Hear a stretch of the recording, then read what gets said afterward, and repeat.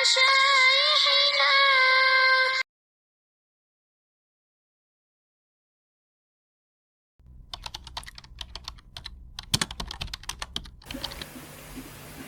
Ya Allah telah memberikan kepada Nabiullah Musa petunjuk, dan Allah telah memberikan kepada Bani Israel Alkitab, yaitu kitab Taurat sebagai petunjuk. Nabi kita juga dikasih kitab, yaitu Al-Quran sebagai petunjuk. Hudan lil muttaqin, hudan lil muttaqin. Dan umatnya juga diwarisi kitab. Tsumma awrasnal kitaba alladzi istafaina min ibadina faminhum dzalimun li nafsi wa minhum muqtasid wa minhum sabiqun bil khairat. Jadi orang-orang yang dikasih kitab dalam kalangan, kalau Bani Israel disebutkan Bani Israel itu. Bani Israel saya kasih kitab. Tapi kalau umat ini tidak. Kemudian kitabnya aku berikan kepada umat ini. Tsumma awrasnal kitaba alladzi istafaina min ibadina. Kemudian aku telah wariskan kitab ini kepada orang-orang yang aku pilih dari hamba-hambaku. Jadi yang dikasih kitab ini dari kalangan umat ini bukan sembarang orang. Alladzina istafaina min ibadina. Orang-orang yang telah aku pilih dari hamba-hambaku, orang-orang pilihan.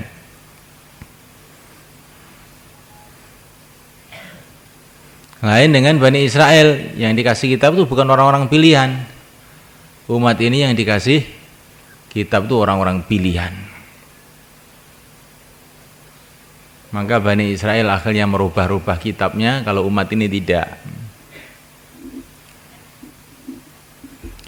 Nah, orang pilihan di kalangan umat ini itu ada 3 golongan. Faminhum dzalimun li nafsi. Orang pilihan tapi zalim.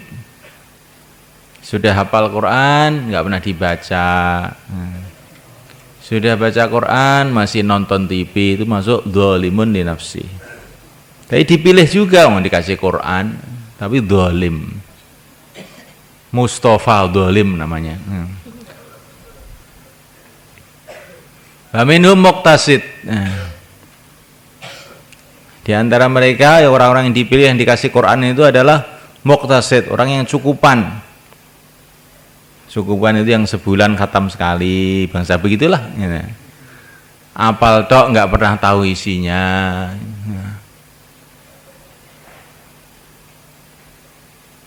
Masuk zalim juga, mau dikasih Quran. Masuk muqtasid lah, bukan masuk zalim.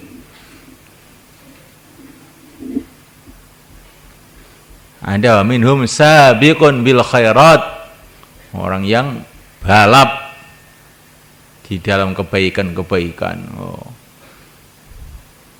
Bacanya juga sering khatam, isinya faham, diamalkan, didakwahkan, diyakini, sehingga dibawa menghadap kepada Allah. Terus gimana ayatnya? Ayatnya bagaimana terus ya? Terus? Diulang lagi yang Summa awrasna.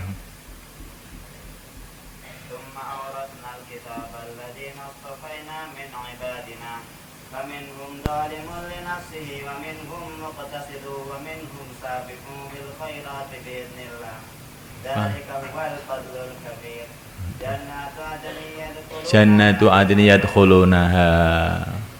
Dzalika huwal fadlul kabir.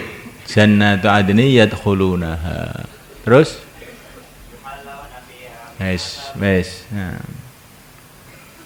Jadi ahli Quran yang diwarisi Quran ini, yang dolim, yang muqtasid, yang sabiqun bil khairat, masuk surga semua.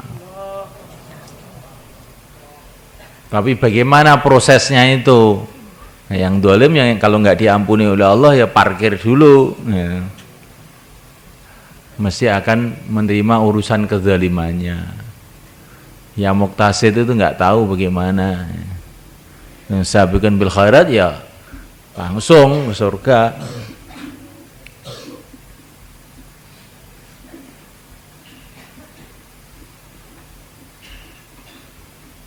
Dan umat ini di samping kitabnya diberikan kepada umat ini, kitabnya dijaga langsung oleh Allah.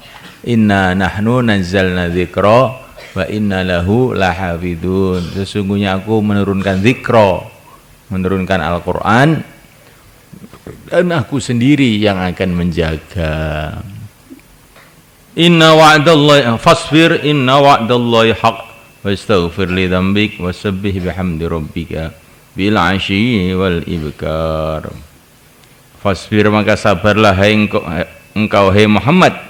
Inna wa'dallahi, sesungguhnya janji Allah haqqun adalah hak. Sabarlah karena janji Allah adalah hak. Maksudnya gimana? Supaya orang itu sabar, dia itu harus paham, harus yakin bahwa janji Allah itu hak. Janji apa itu? Semua janji. Janji di dunia bahwa Allah akan menolong orang-orang beriman. Inna, sebagaimana yang dalam ayat sebelumnya. Inna lanansuru rusulana walladzina amanu fil hayatid dunya wa yauma yaqumul ashhad. Sungguh pasti aku akan menolong rasul-rasulku dan orang yang beriman di dalam kehidupan dunia dan di hari saksi-saksi berdiri, yaitu pada hari kiamat. Kalau orang itu punya yakin bahwa janji Allah itu akan datang, maka dia baru akan sabar. Dakwah, kesulitan-kesulitan, yakini bahwa janji Allah itu akan datang. Satu saat pasti akan ada pertolongan Allah. Maka kamu sabar. Janji Allah bahwa orang iman akan mulia di akhirat itu pasti. Maka kalau kamu di dunia mengalami sedikit kesulitan-kesulitan, kamu sabar. Di orang itu kalau yakin dengan janji Allah, dia akan mudah sabar. Tapi kalau lupa dengan janji-janji Allah atau ragu dengan janji Allah, yang dia nggak bisa sabar. Mengeluh saja, saya ini sudah dakwah, nggak ada teman, gimana? Nah, saya sudah doa, tapi kok nggak ada hasilnya. Orang ini ada keraguan kepada janji Allah atau lupa kepada janji Allah. Maka dia tidak akan sabar. Jadi orang tukang ngomel, ya sudah ngomel aja, itu mengeluh aja. Maka orang begini pergi kemanapun tidak akan sabar. Dan setelah tidak sabar, maka tidak akan berhasil.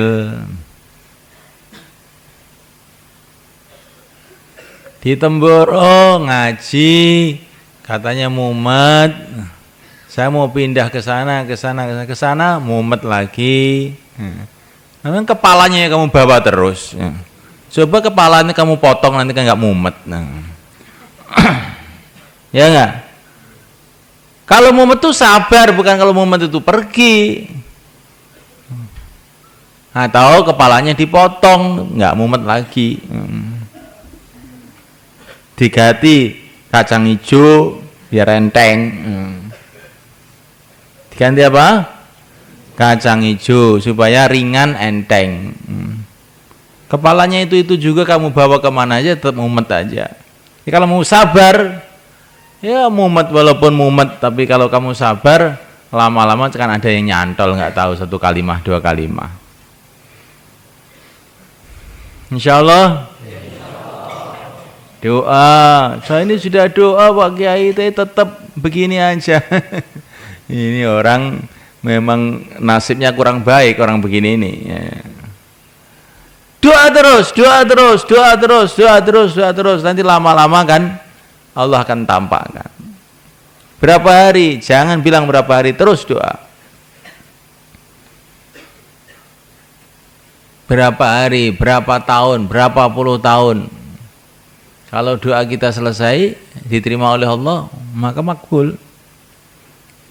Dan sebelum doa itu diterima oleh Allah, setiap kamu doa itu loh dapat pahala. Jadi doa itu datangnya itu ijabah itu lambat atau tidak itu kamu untung aja. Ibaratnya orang datang ke seorang raja itu setiap datang kasih makan, setiap datang kasih makan, walaupun permintaannya belum diterima kan makan terus. Dan tambah hari tambah akrab kepada sang raja. Raja itu bisa menunaikan masalah kamu sebetulnya, tapi dia itu senang sama kamu. Nanti kalau saya kasih nanti malah nggak datang lagi. Sudah biar datang aja sering. Paham? Jadi orang itu kalau berhubungan kepada Allah itu yang sebagai hamba gitu. Jangan kayak teman kamu aja. Saya sudah bilang oh enggak dikasih ya sudah. Loh, Pak pentung dasmu engko. Minta kamu itu hamba, haknya minta lagi, minta lagi. Dan jangan kamu menilai apa tindakan Allah. Kamu tidak berhak untuk menilai. Allah lebih tahu apa yang harus terjadi.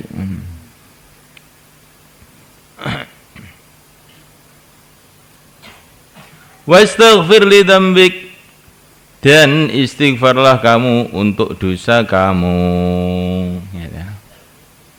Nah, baginda Nabi ini tidak punya dosa. Kok suruh istighfar itu bagaimana?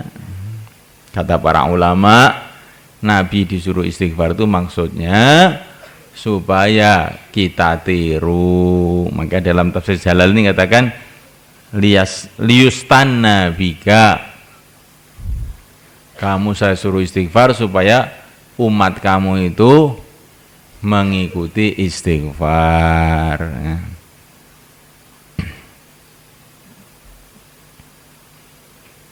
Nyaring segitu aja. Wasabbih bihamdi rabbik, dan bacalah tasbih dengan memuji Tuhan engkau, bil asyi wal ibkar, waktu sore dan waktu pagi. Subhanallah wa bihamdihi, subhanallah wa bihamdihi, subhanallah wa bihamdihi, subhanallah wa bihamdihi. Bil asyi wal ibkar, setiap sore setiap pagi. Tapi Nabi dalam perjalanan perjuangannya diperintah 3 perkara. Pertama kali sabar, kedua kali istighfar, ketiga kali baca tasbih pagi sore. Ini menunjukkan nih kuncinya supaya kita ini sukses dalam perjuangan. Sabar, istighfar, tasbihat pagi sore. Wasabbih bil asyi, sabbih bihamdi rabbika bil asyi wal isyraq. Wasabbih subhanallah bihamdi rabbika, alhamdulillah, subhanallah, alhamdulillah. Atau subhanallah wa bihamdihi. Disempurnakan. Subhanallah wa bihamdihi, subhanallah wa bihamdihi, subhanallah, subhanallah walhamdulillah wa la ilaha illallah, Allah